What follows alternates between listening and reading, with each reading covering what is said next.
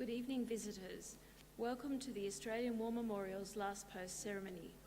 My name is Joanne Smedley, and joining us today from the Australian Army is Lieutenant Colonel Paul Murphy. We warmly welcome the family of Frederick Joseph Bayliss, whose story will be told shortly.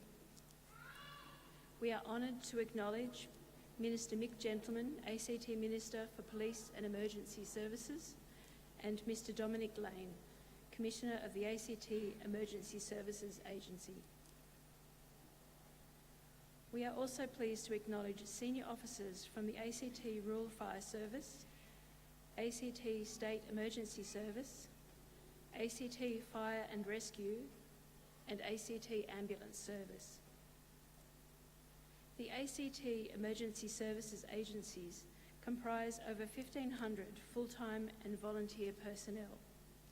Their duties include providing emergency management services to the ACT and surrounding southeast New South Wales region. We sincerely thank them for their efforts in ensuring the safety of our community. We welcome the veterans who have served, those that are still serving, and the families that support them. We acknowledge the members of RSL and Services Clubs Association, RSL Victoria and RSL Queensland, who are watching the broadcast of this ceremony across Australia. During this evening's ceremony, wreaths will be laid at the base of the pool of reflection by family and visitors to the memorial. Australia's Federation Guard is the tri-service ceremonial unit of the Australian Defence Force. They provide a ceremonial presence at civil and military events and during visits to Australia by foreign dignitaries. The Guard will now dismount the catafalque party from the tomb of the unknown Australian soldier.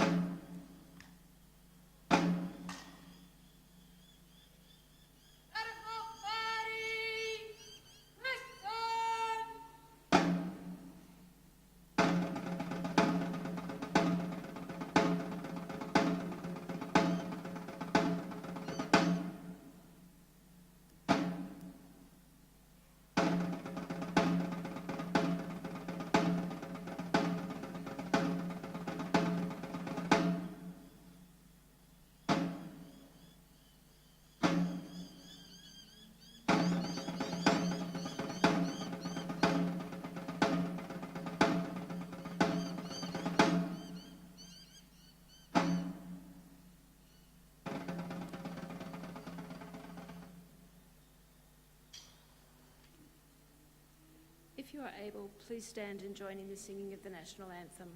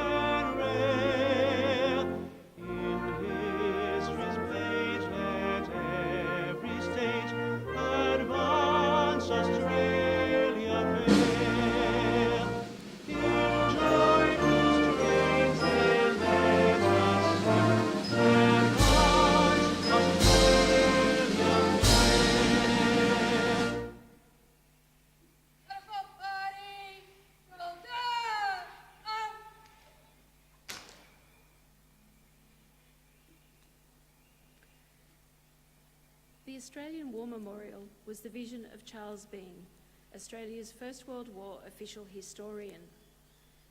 Bean landed with the Australian troops on Gallipoli and stayed with them at the front through to the end of the war. The idea of this national memorial and museum came to him at Pozières, France, in the depths of the bloody fighting of 1916.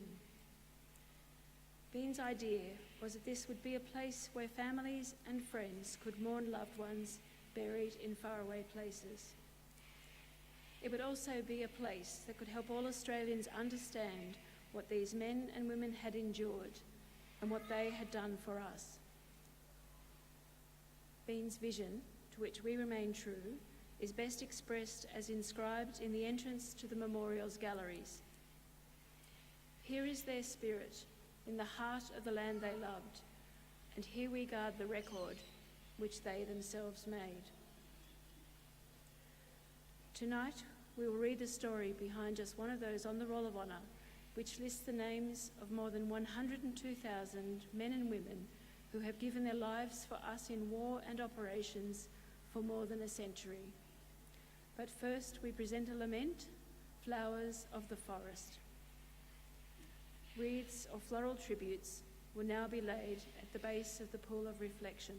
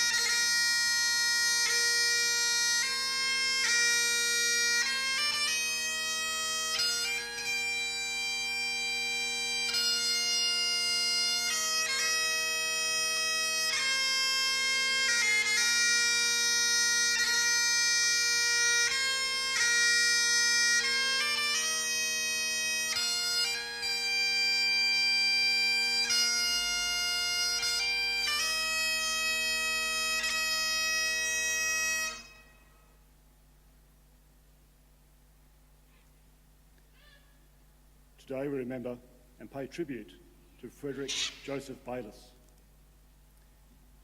Frederick Bayliss was born in 1894 in Cassilis, a small village lying between Merriwa and Dunningdoo beside the Murray River in New South Wales.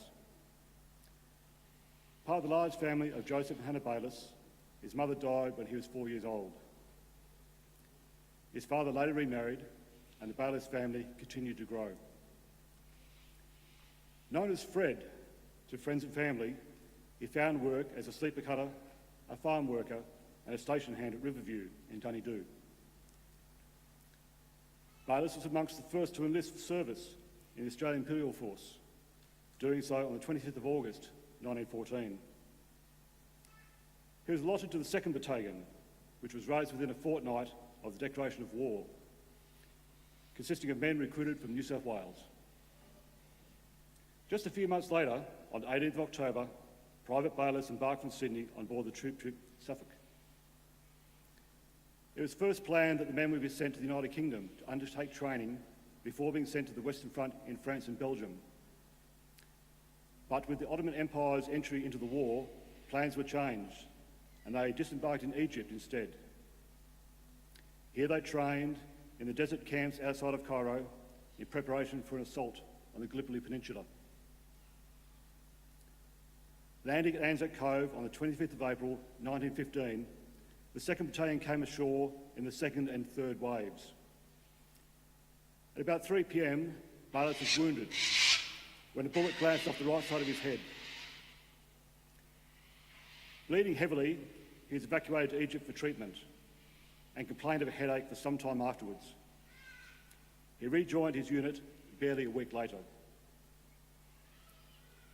On the 6th of August, the 1st Brigade, of which the 2nd Battalion was part, led the charge at Lone Pine. The Australians managed to capture the main Ottoman trench line in the first few hours of the fighting. But as the fighting continued, for the next 3 days, the Ottomans brought up reinforcements and launched counterattacks to recapture the ground. Counterattacks intensified and the Australians brought up 2 fresh battalions.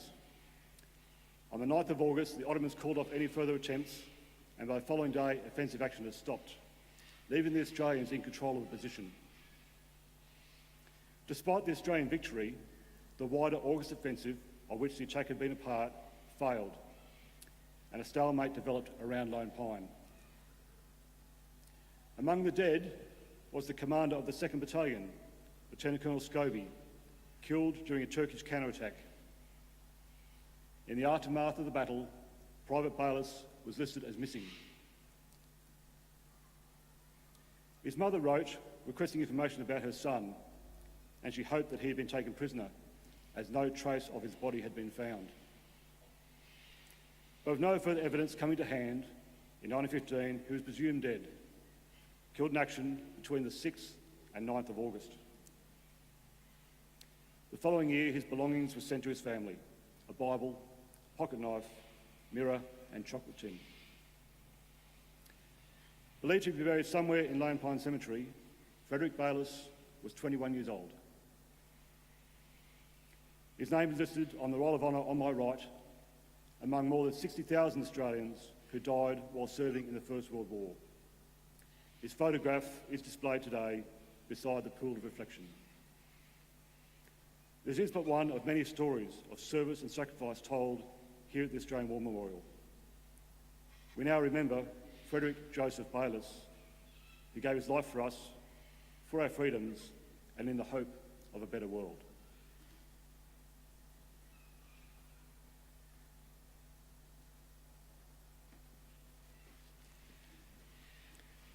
Please stand for the reading of the Ode and the sounding of the last post.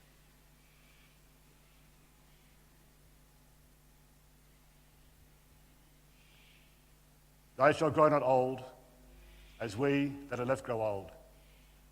Age shall not weary them, nor the years condemn. As going down in the sun, and in the morning, we will remember them.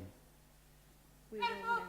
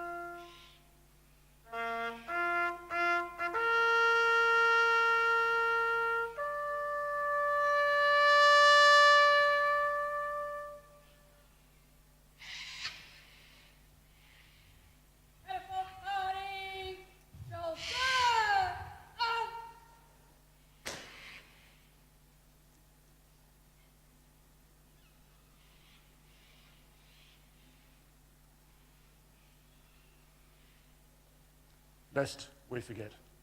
Lest we forget.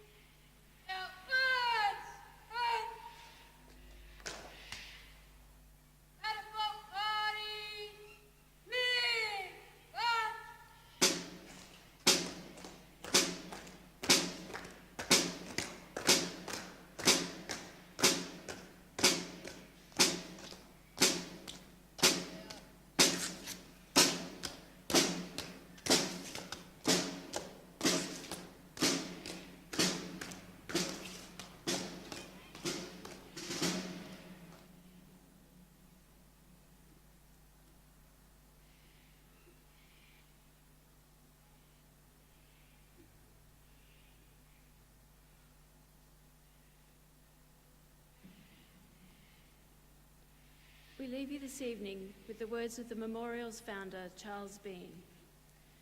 Many a man lying out there at Poziere on the low scrub at Gallipoli, with his poor, tired senses barely working through the fever of his brain, has thought in his last moments, well, it's over. But in Australia, they will be proud of this. Ladies and gentlemen, girls and boys, that concludes the last post ceremony. We thank you for visiting the Australian War Memorial and wish you all a very good evening.